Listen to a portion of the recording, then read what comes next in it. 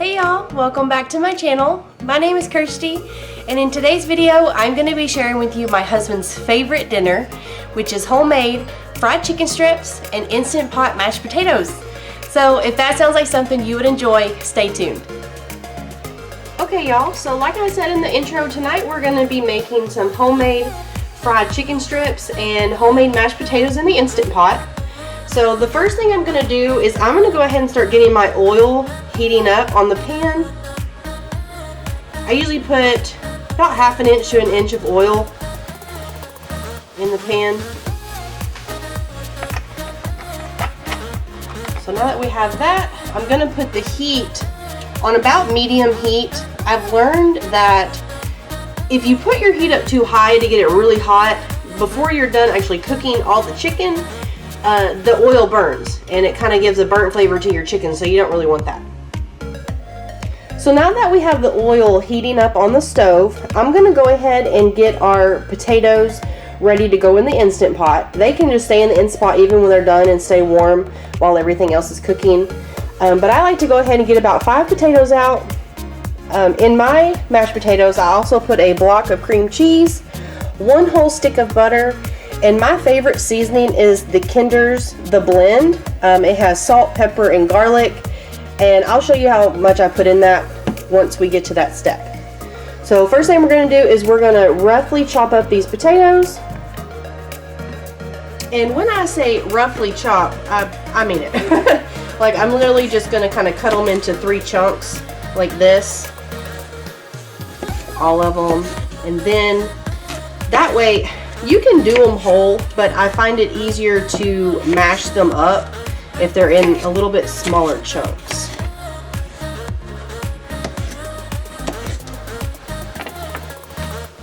Now that the potatoes are chopped up, I'm going to take 1 cup of water and put it in the bottom of the Instant Pot. That's going to help steam the potatoes. Then we're just going to place all the potatoes in the pot.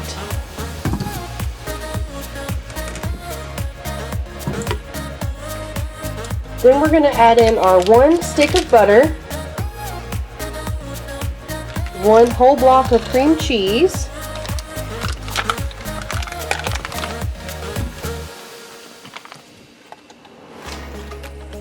and then, like I said, I was going to show you how much of this blend I use. I don't really measure, like I don't measure it by the tablespoon or anything. I just kind of put it in here until everything has a pretty good coat on it. I mean, you don't want to add too much, but you can always add more after. But that's what it looks like, and then we're just going to grab the lid.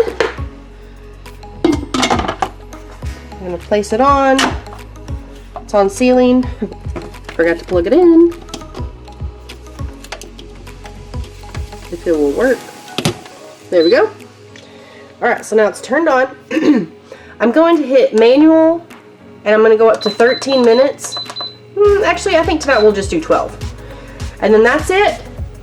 Once the 12 minutes is over, it will beep, and I will go ahead and release the steam. I don't let it slow release. That's just the way I've been doing it. But now that we have that going, let's get started on the chicken.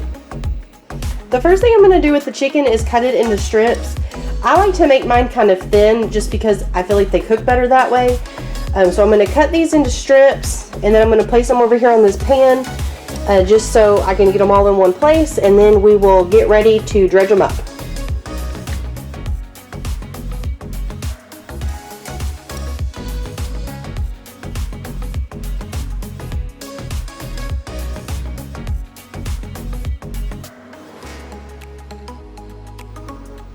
Now the next thing I'm going to do is get my flour ready. The seasonings I like to use is the ranch seasoning, some Lowry's seasoned salt, and just some black pepper.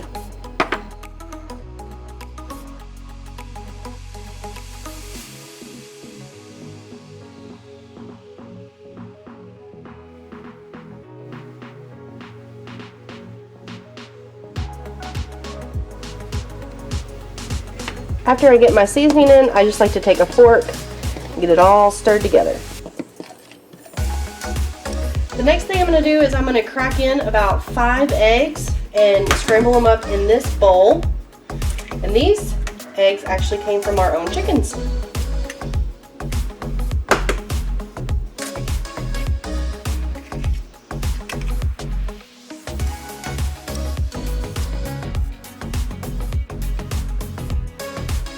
Now the way I like to bread my chicken is I like to dip it in the flour first. Then I like to come over here to the egg wash, coat it completely, then dip it back in the flour. I don't know why, but to me, it sticks better.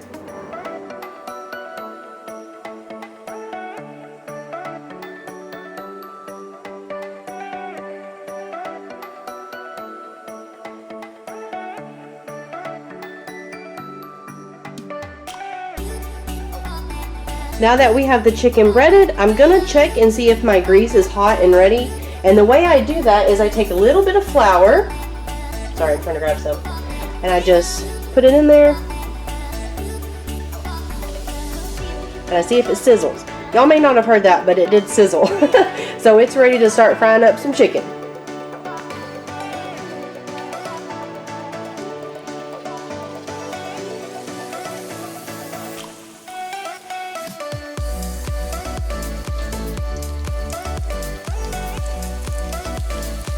Now that we have the chicken frying on the stove, I don't really have a specific time amount I cook it on each side. I just will keep a really close eye on it, and when I see the edges starting to get kind of brown, I flip it over.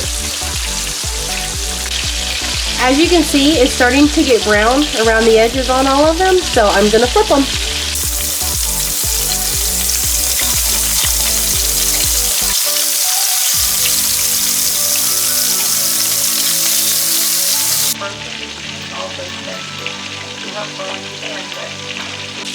Now after I flip the chicken and I've let it cook a little bit, what I do is I'll just grab a piece and kind of look at it and see if I think it's done. That one I don't think it's quite done yet. Some of these smaller ones. Yeah, that one looks perfect. So I'm just going to kind of drain some of that grease off, and then we're going to plate it over some paper towel just so I can get some of that grease off.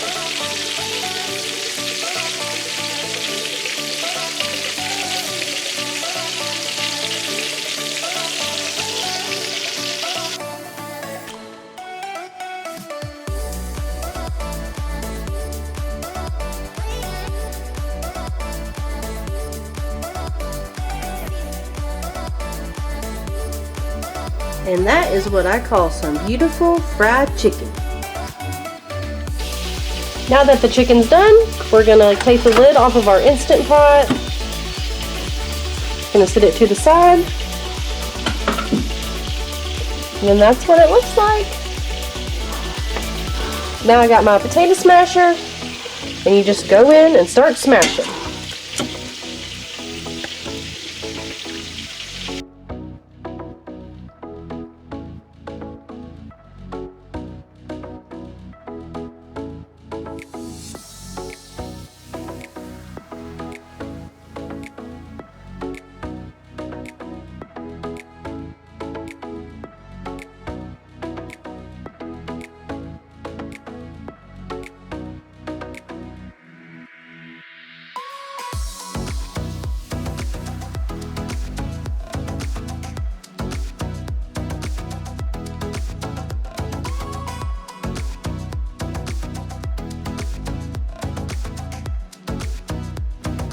And that is what's for dinner tonight. Homemade fried chicken strips and Instant Pot mashed potatoes. Thank y'all so much for watching today's video. If you liked it, give it a thumbs up. Subscribe if you're new so you don't miss a video, and I'll see y'all next time. Bye!